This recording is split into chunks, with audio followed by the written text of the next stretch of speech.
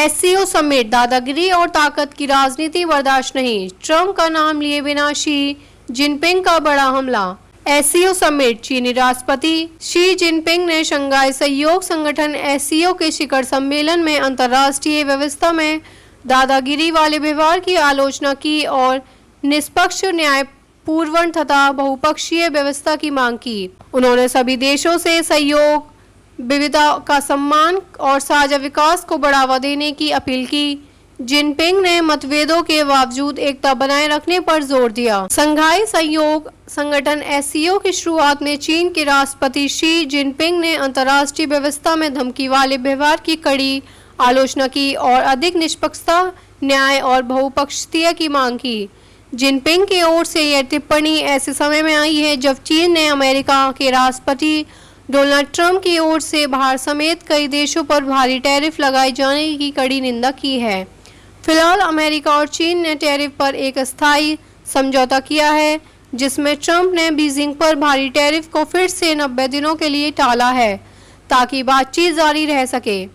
हालांकि पिछले हफ्ते ट्रंप ने फिर धमकी दी थी कि अगर चीन अमेरिका को दुर्लभ खनिजों, रेयर अर्थ मिनरल्स का निर्यात रोकेगा तो वह 200% टैरिफ लगाएंगे। राष्ट्रपति जिनपिंग ने यह बात 20 से ज़्यादा देशों के नेताओं के सामने कही, जिनमें भारत के प्रधानमंत्री नरेंद्र मोदी, रूस के राष्ट्रपति व्लादिमीर पुतिन और मध्य एशिया, पश्चिम एशिया, दक्षिण एशिया और दक्षिण पूर्व एशिया के राष्ट्राध्यक्ष शामिल थे। उन्होंने किसी का नाम लिए बिना कुछ शक्तिशाली देशों पर हठधर्मिता और शक्ति की राजनीति करने पर आरोप लगाया। उन्होंने एक ऐसी विश्व व्यवस्था की मांग की जो न्याय और समानता पर आधारित हो और जिसमें सभी को भागीदारी का अधिकार हो। चीनी राष्ट्रपति ने आगे कहा, दुनिया की स्थिति अब भी अस्थिर और अशांत बनी हुई है।